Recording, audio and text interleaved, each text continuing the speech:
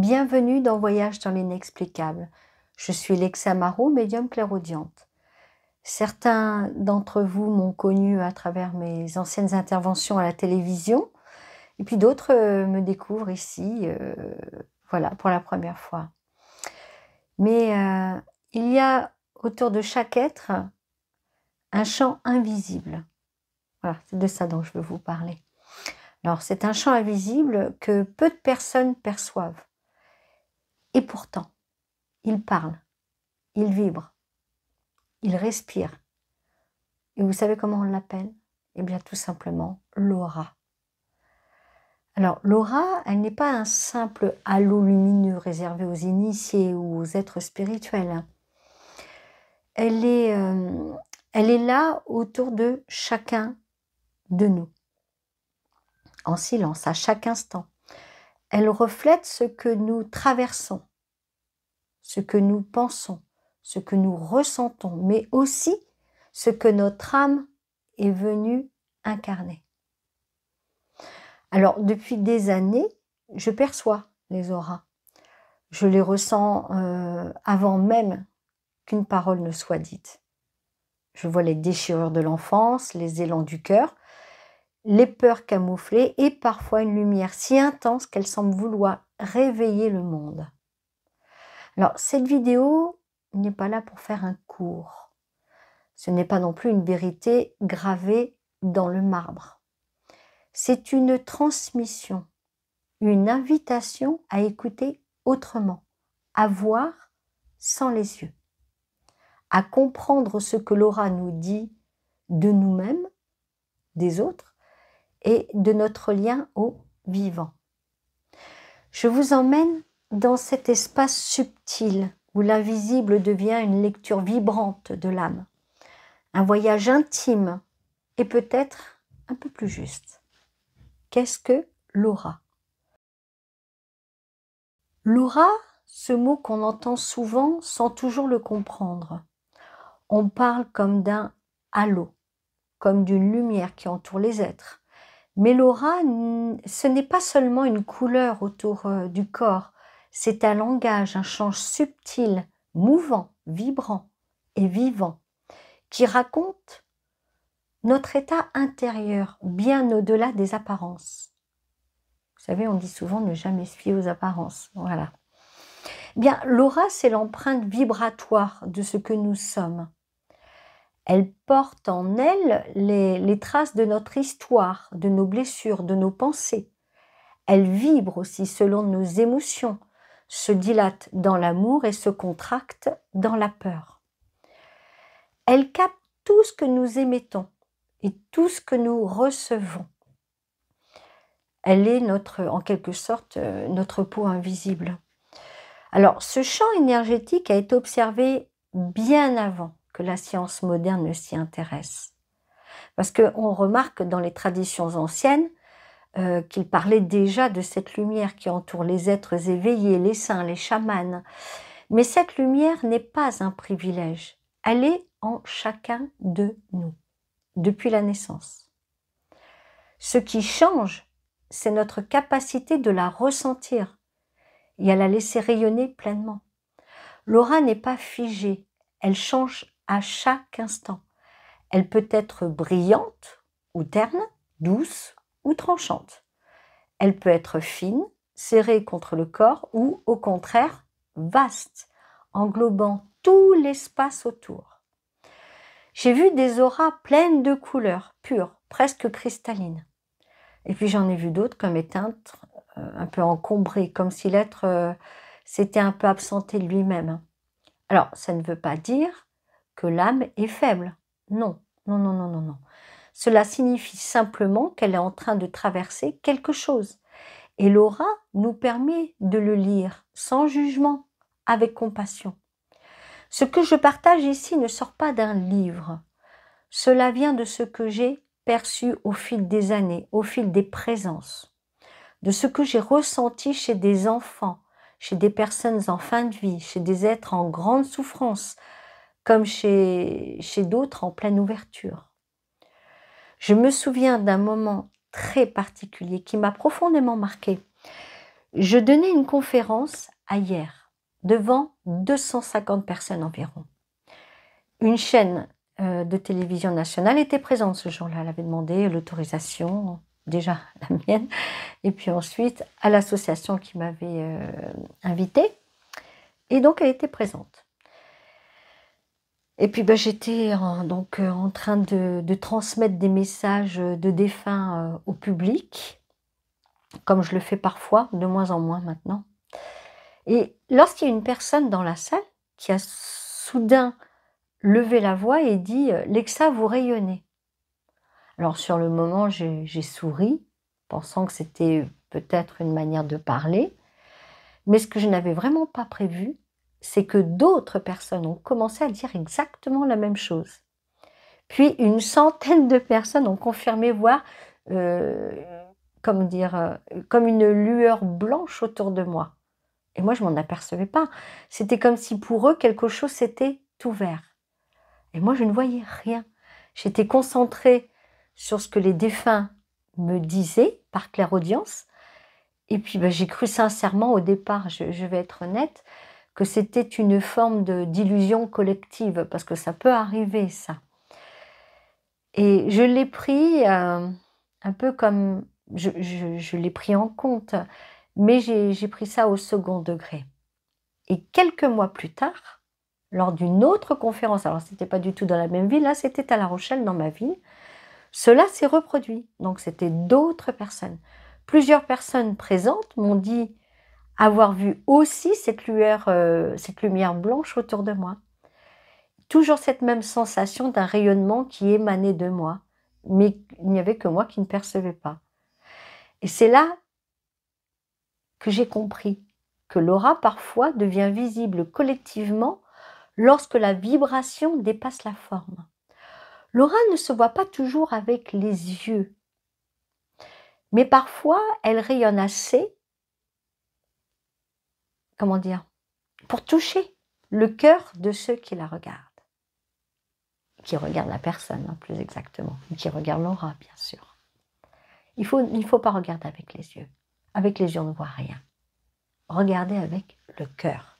Et là, vous verrez la structure de l'aura. L'aura n'est pas un bloc unique de lumière. Elle est composée de plusieurs couches, comme des voiles superposées, chacun révélant une facette différente de notre être. Alors, ces couches vibrent à des fréquences distinctes et chacune d'elles est en lien avec une dimension précise de notre vie. Alors, la première, la plus proche du corps, qu'on appelle l'aura éthérique. Alors celle-ci, c'est celle qui reflète notre vitalité physique. Elle peut paraître bleutée, grise, blanche ou même transparente, tout simplement. Et lorsqu'une personne est en bonne santé, cette couche est stable, bien définie. Lorsqu'il y a fatigue, maladie ou tension, elle devient floue, trouée ou affaiblie. Juste au-delà, on trouve le corps émotionnel. C'est là que nos émotions prennent forme. Les couleurs y sont souvent vives, mouvantes, parfois instables. Lorsque quelqu'un est submergé par une émotion forte, cette couche peut s'agiter, se dilater ou se contracter brutalement. Elle reflète nos peurs, nos colères, mais aussi nos élans de joie ou nos instants de grâce. Vient ensuite le corps mental. Alors, cette couche est plus structurée. Elle correspond à notre manière de penser, à nos croyances, à la façon dont on organise notre monde intérieur. Chez certains, elle est claire, fluide, aérée, et puis chez d'autres, elle est dense, rigide, chargée de pensées répétitives. On y lit souvent les conflits entre ce que l'on pense devoir être et ce que l'on ressent profondément.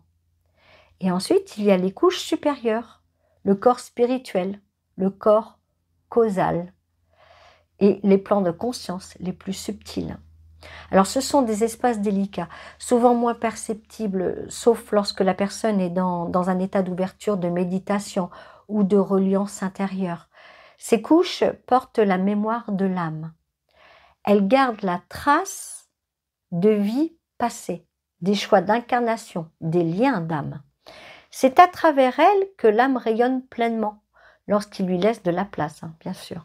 Mais ces couches ne sont pas figées, elles s'interpénètrent, elles dansent entre elles, et parfois une émotion ancienne stockée dans le corps émotionnel bloque l'accès aux espaces de conscience plus élevés.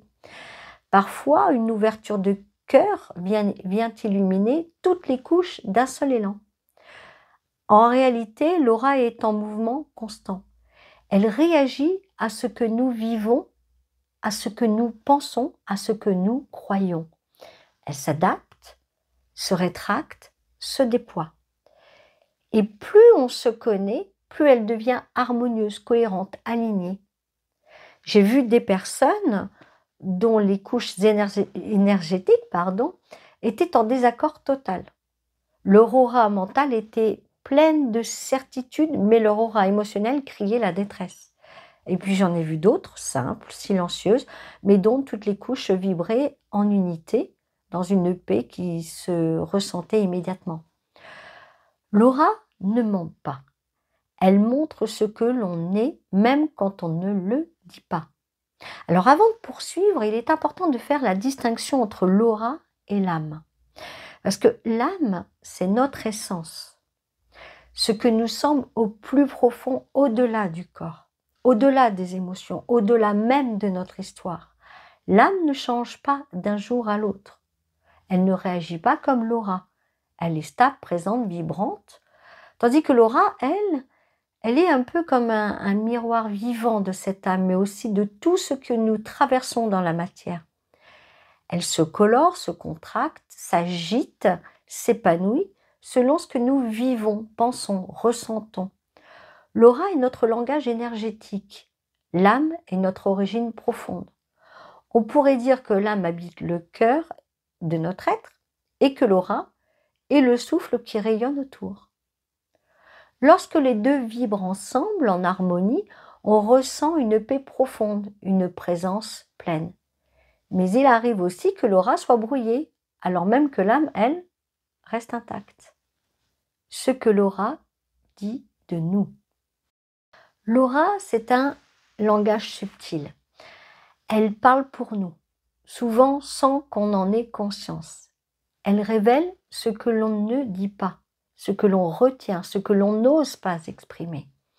Elle est le reflet fidèle de notre état intérieur, dans l'instant, mais aussi parfois de blessures plus anciennes.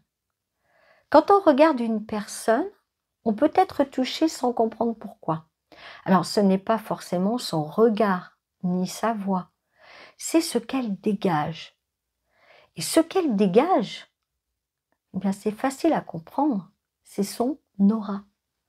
L'aura raconte ce que nous vivons, un deuil, une trahison, une naissance, un amour. Tout cela laisse des traces dans notre champ énergétique. Alors parfois, la couleur d'une couche s'assombrit, parfois elle s'efface presque. Il m'est arrivé de ressentir des auras qui semblaient à peine là, comme absentes, comme si la personne elle-même s'était éloignée d'elle. L'aura ne se contente pas de traduire des états émotionnels non plus. Elle manifeste aussi notre évolution intérieure. Lorsque quelqu'un traverse un éveil, un changement profond, un détachement sincère, cela se voit. L'aura devient plus fluide, plus vaste, parfois même plus légère, presque lumineuse. C'est un rayonnement qu'on ne peut pas imiter. Mais il y a aussi les tensions, les contradictions. On peut voir une aura mentale très structurée, logique, presque rigide, et en même temps un aura émotionnel fragmenté, désorganisé. Cela montre qu'il y a une lutte intérieure, un conflit entre ce que la personne pense devoir être et ce qu'elle ressent profondément.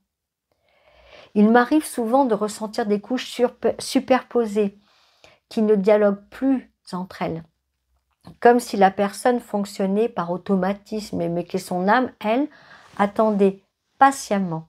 Voilà. Et dans certains cas, c'est le corps physique lui-même qui parle à travers l'aura. Alors ça peut être une fatigue chronique, un épuisement qu'on n'a pas osé écouter, ou alors aussi une tension accumulée.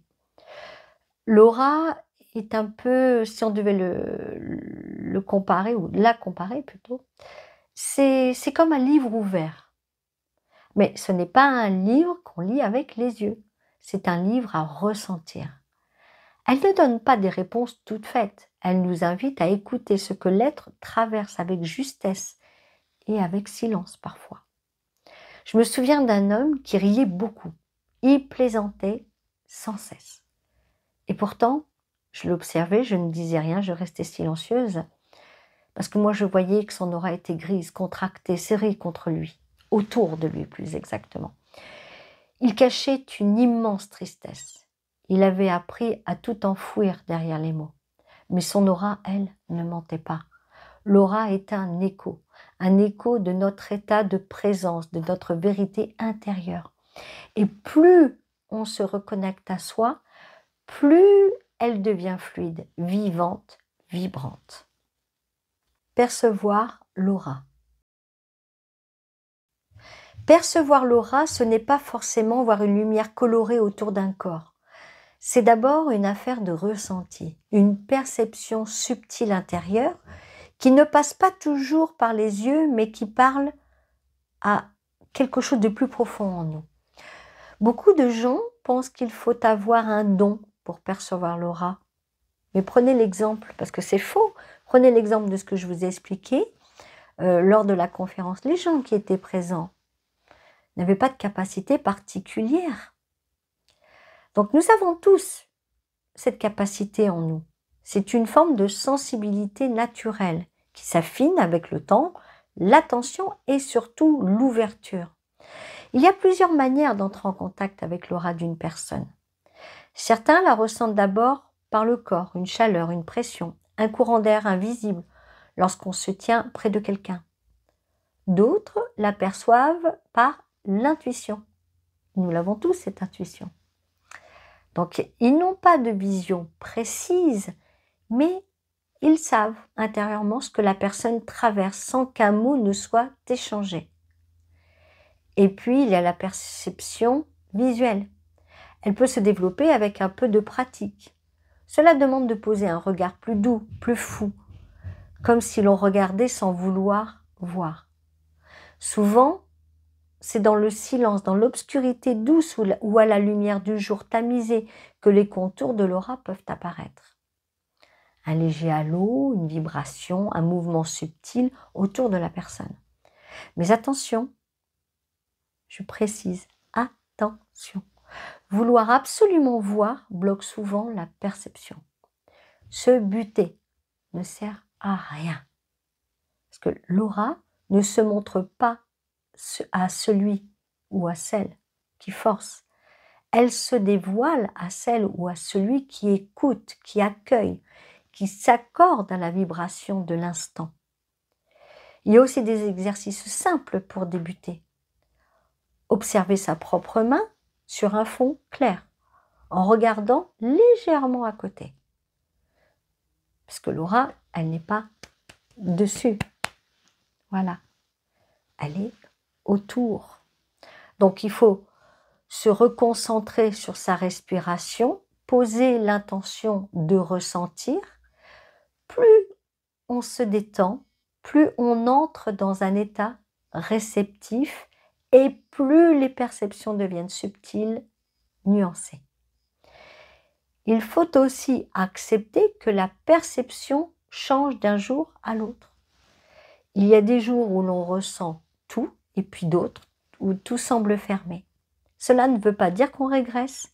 Cela veut simplement dire que notre propre énergie influence notre réception. Percevoir l'aura, c'est avant tout une rencontre entre soi et l'autre, mais sans masque. Une ouverture, un accord vibratoire, et parfois ce que l'on perçoit n'est pas visuel. C'est un mot qui vient sans raison, une dimension qui traverse soudainement, un souvenir qui n'est pas le nôtre. Tout cela peut être une lecture d'aura, car l'aura, ce n'est pas une image, c'est une mémoire vivante en mouvement qui nous parle si l'on sait écouter. Les interactions d'aura à aura. Nous ne sommes jamais seuls dans notre énergie. À chaque instant, nos auras interagissent avec celles des autres. Même sans se toucher, même sans se parler, quelque chose circule entre les êtres. Il y a comme un échange subtil, invisible, mais par contre bien réel. Lorsque deux personnes se rencontrent, leurs auras se croisent, s'observent, s'ajustent. Parfois, elles se reconnaissent immédiatement. Il y a une sensation de confort, de fluidité, d'évidence. Parfois, c'est tout le contraire. Elles se heurtent. On ne sait pas pourquoi, mais quelque chose dérange, fatigue, irrite. Ce n'est pas toujours lié aux mots ou au comportement. C'est une incompatibilité vibratoire, un décalage d'état intérieur. Les enfants, par exemple, sont très sensibles à ces échanges. Ils ressentent tout, sans filtre. Ils savent d'instinct si une personne est paisible ou agitée, si elle est vraie ou en décalage. Leur aura réagit immédiatement, parfois en s'ouvrant, parfois en se refermant. Il existe aussi des liens très forts, presque magnétiques entre certaines personnes. Leurs auras semblent s'enrouler, se répondre, vibrer à l'unisson. Cela peut arriver entre des âmes liées, entre des êtres profondément connectés. Mais attention, ce type de fusion peut aussi être déséquilibré. Car si l'on donne trop et l'autre prend sans conscience, l'échange devient vampirisant. Non, ne rigolez pas. Je dis bien le mot vampirisant.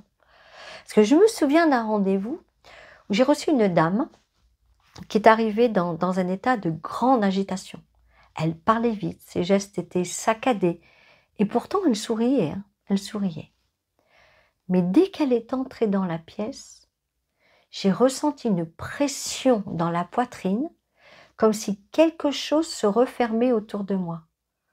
Son aura était tendue, contractée, et dès qu'elle s'est assise, elle a commencé à absorber tout ce que je dégageais.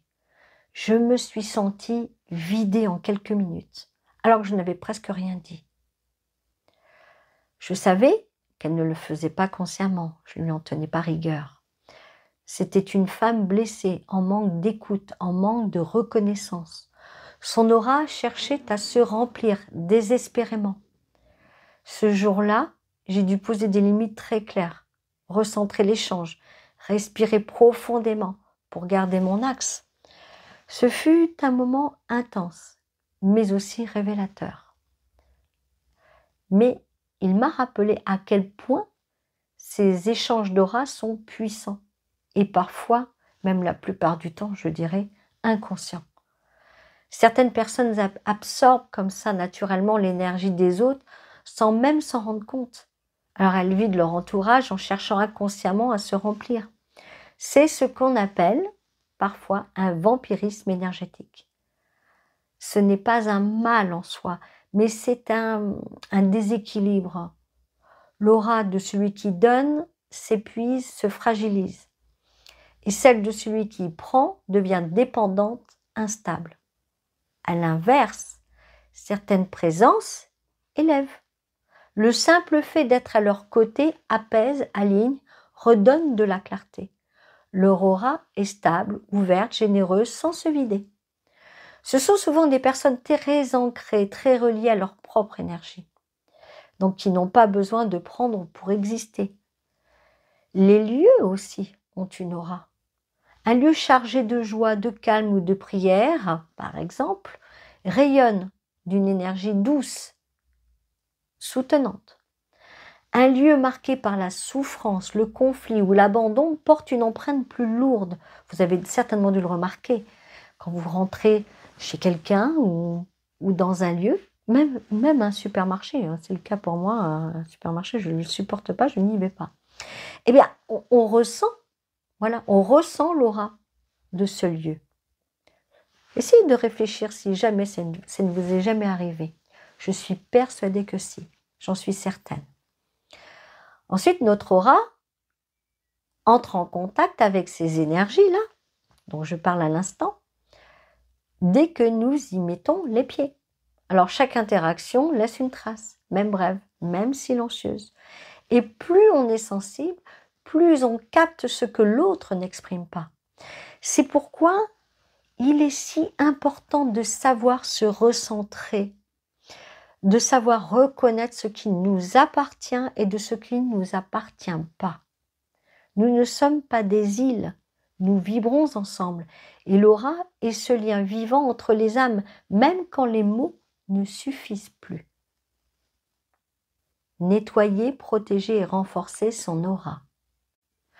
L'aura, comme tout ce qui est vivant, a besoin d'attention. Elle absorbe, on l'a vu, elle filtre, elle réagit à notre environnement, à nos émotions, à nos pensées. Et parfois, elle se charge, elle se sature, s'affaiblit, se fragilise. Ce n'est pas un échec, c'est juste un signal, un appel à revenir vers soi. Nettoyer son aura, ce n'est pas un rituel compliqué. C'est un geste de soin, de respect envers soi-même. Cela commence par des choses simples. Respirer profondément, se reconnecter à son corps, revenir à l'instant présent. Alors, l'endroit idéal, c'est la nature. Ça aide beaucoup. Ça peut être une marche en forêt, un bain de mer, une promenade même, juste au bord de mer. Le contact avec la terre, il faut être pieds nus, voilà, pour bien sentir la terre. Ça peut être le vent, le soleil. Tout cela permet à l'aura de se régénérer naturellement. Certains sons peuvent aussi harmoniser le champ énergétique. Vous connaissez sans doute les bols chantants. Il y a aussi les fréquences douces, le silence même le silence. Tout ce qui ramène à un rythme juste permet à l'aura de retrouver sa clarté. Il existe aussi des visualisations très efficaces, comme imaginer une lumière douce qui balaie le corps et l'entoure comme une brume qui emporte les tensions. Ou encore visualiser une douche de lumière qui nettoie chaque couche, lentement, patiemment. Ce n'est pas la force de l'imagination qui compte, mais la qualité de la présence qu'on y met. Protéger son aura, ce n'est pas se couper du monde non plus, ce n'est pas du tout la solution. Ce n'est pas se fermer aux autres. C'est savoir juste reconnaître ce qui nous envahit, ce qui nous affaiblit et poser une limite intérieure. C'est être capable de rester centré, même au milieu du chaos. Parfois, un simple ancrage suffit. Sentir ses pieds dans le sol, ramener sa conscience dans son bassin, dans sa respiration. Certains utilisent des pierres, des plantes, des encens. Si cela résonne pour vous, cela peut être un soutien. Mais rien ne remplace la clarté intérieure. Plus vous êtes aligné avec vous-même, moins votre aura laisse passer ce qui ne vous appartient pas. Renforcer son aura, c'est nourrir sa lumière. C'est faire ce qui vous élève, ce qui vous rend vivant ou vivante. C'est suivre ce qui est juste, même si c'est discret. Un moment de silence, un éclat de rire sincère, une présence aimée, tout cela élargit l'aura, lui redonne de la vitalité.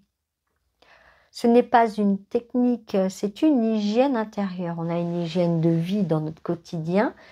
Eh bien là, c'est la même chose. C'est une hygiène intérieure. Comme on nettoie son corps, on peut apprendre à prendre soin de son espace énergétique. Alors, pas dans la peur, mais dans la conscience, dans le respect de ce que l'on est. Alors, il existe une pratique très simple que je recommande souvent pour protéger et renforcer son aura au quotidien. Il peut se faire le matin, avant de commencer la journée, ou le soir, pour se nettoyer de ce que l'on a absorbé. C'est même mieux le soir, qu'on fait un nettoyage complet. 3 fois par semaine peuvent suffire.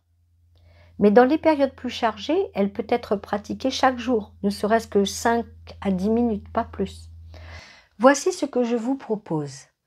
Asseyez-vous confortablement, les pieds bien à plat au sol, sans chaussures, sans chaussettes.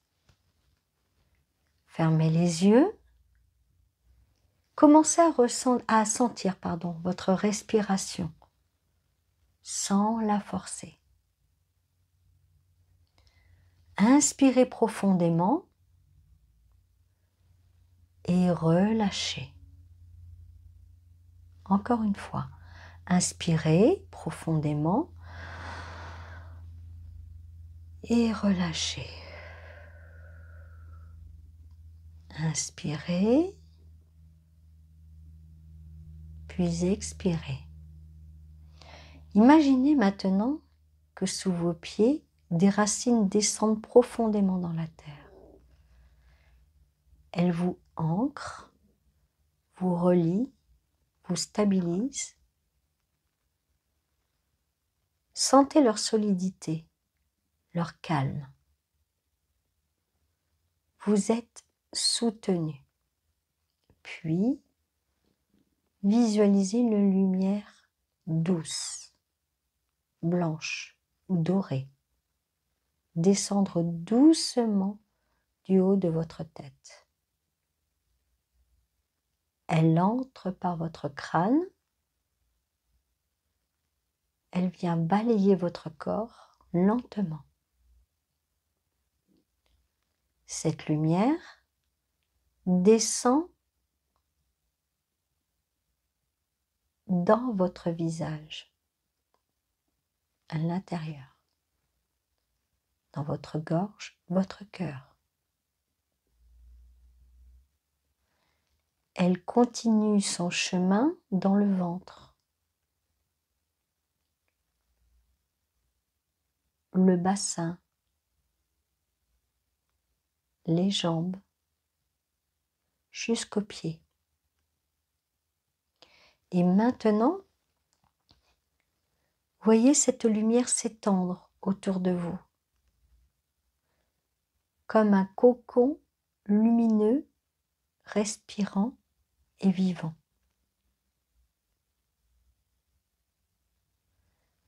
Cette lumière nettoie, protège, renforce votre aura. Elle repousse ce qui ne vous appartient pas et invite ce qui vous nourrit. Restez là quelques instants, dans ce calme.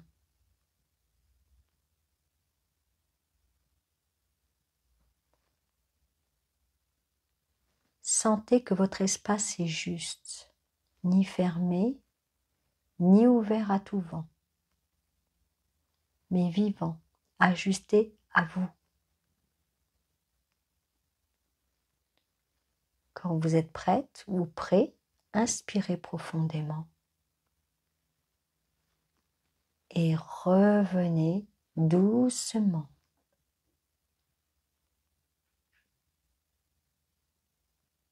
Vous pouvez ouvrir les yeux. Voilà donc ce rituel, vous pouvez le faire à votre manière. L'essentiel, ce n'est pas de le réussir, c'est d'être là, présent, à vous-même, et d'honorer cet espace invisible qui vous entoure et qui vous protège, sans blocage. Voilà. Et il faut que vous en preniez soin. Aura et chemin spirituel. L'aura n'est pas seulement un reflet de nos émotions ou de notre état physique. Elle est aussi un témoin de notre évolution intérieure. À mesure que l'on avance sur son chemin de conscience, l'aura se transforme. Elle devient plus subtile, plus cohérente, plus lumineuse.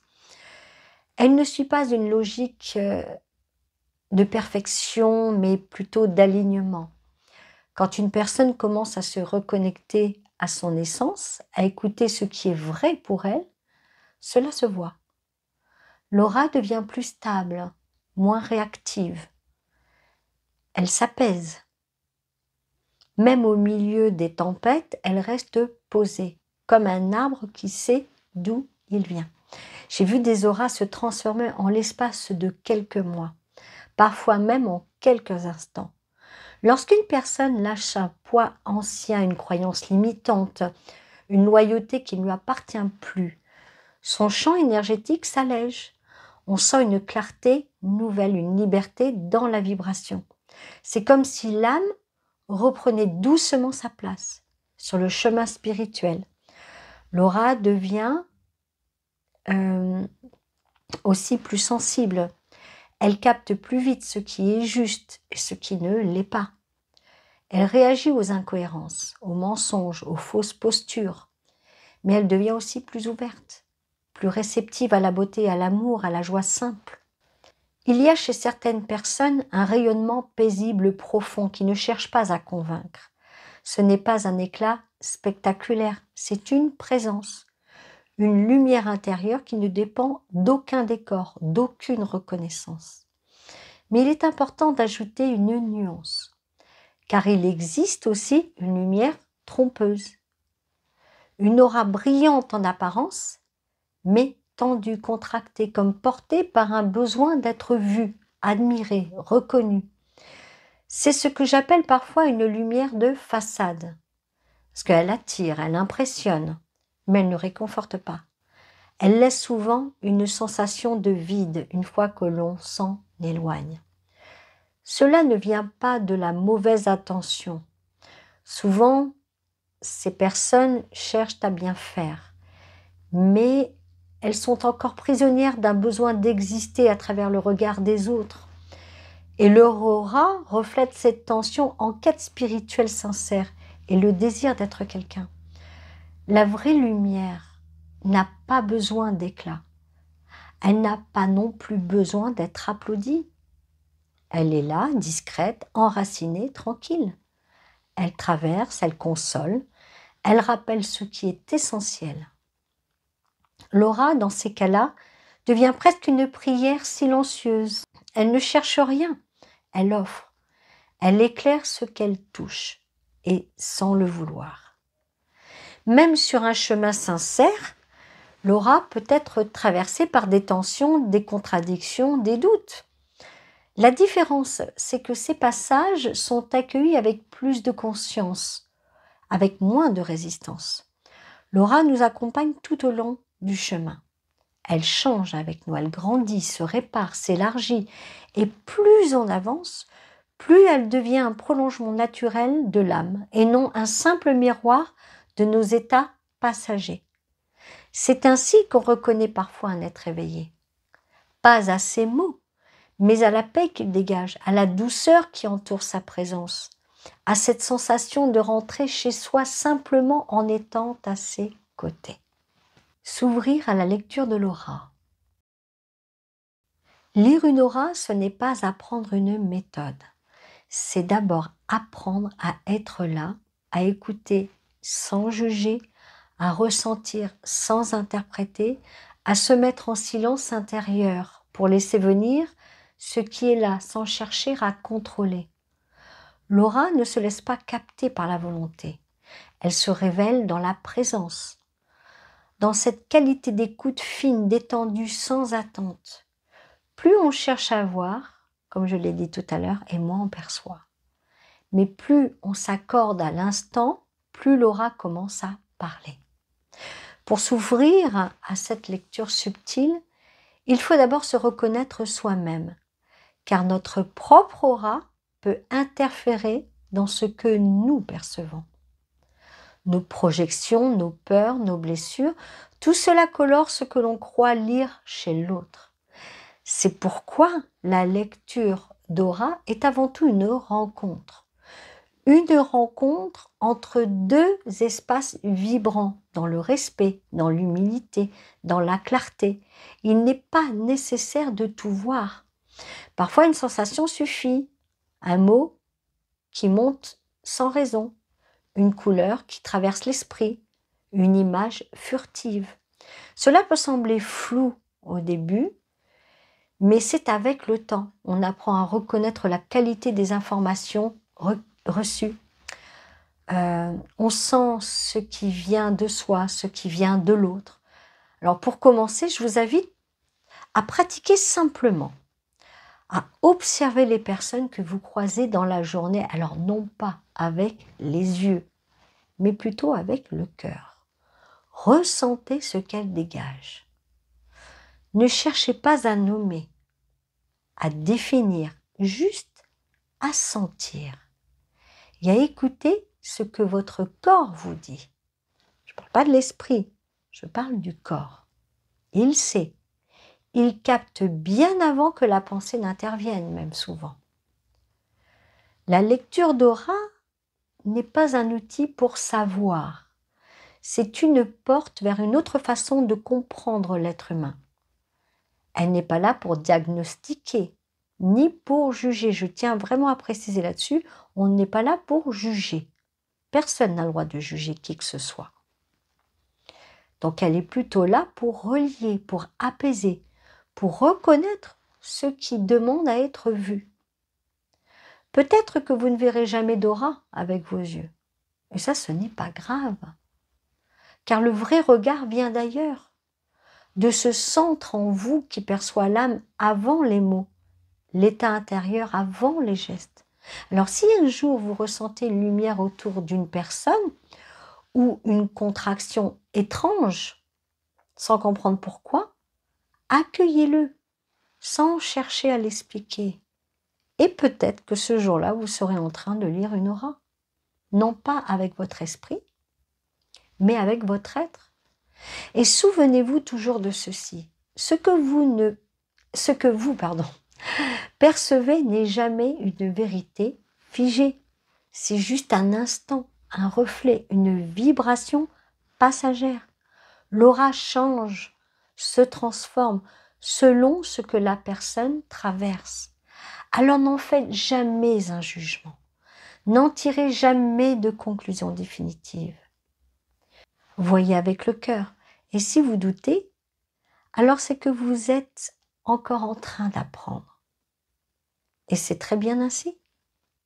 Ce que l'invisible nous murmure. L'aura n'est pas un mystère à résoudre. C'est une invitation à regarder autrement, à sentir ce que les mots ne disent pas, à honorer ce silence lumineux qui entoure chaque être. Ce voyage dans l'aura n'a pas pour but de tout expliquer, mais peut-être d'ouvrir un espace en vous, un espace plus doux, plus libre, plus attentif. Parce que parfois, il suffit de changer de regard pour tout réapprendre. Alors je vais vous laisser avec cette pensée qui accompagne chacun de mes pas depuis tant d'années. Ce qui rayonne vraiment n'a pas besoin d'être vu. Il suffit qu'un cœur le ressente pour que le monde en soit un peu plus éclairé. Si ce message a touché quelque chose en vous, n'hésitez pas à écrire quelques mots en dessous. Votre partage, aussi simple soit-il, peut résonner pour quelqu'un d'autre. Et si vous souhaitez continuer à explorer ces espaces avec moi, vous pouvez vous abonner à cette chaîne, activer la cloche pour rester connecté au prochain voyage. Et puis pour soutenir la chaîne, cliquez sur le pouce, surtout si ça vous a parlé. Merci d'avoir pris ce temps. Merci d'avoir écouté, pas seulement avec vos oreilles, mais avec votre être. Merci d'être là tout simplement. Je vous retrouve très bientôt pour un autre voyage dans l'inexplicable.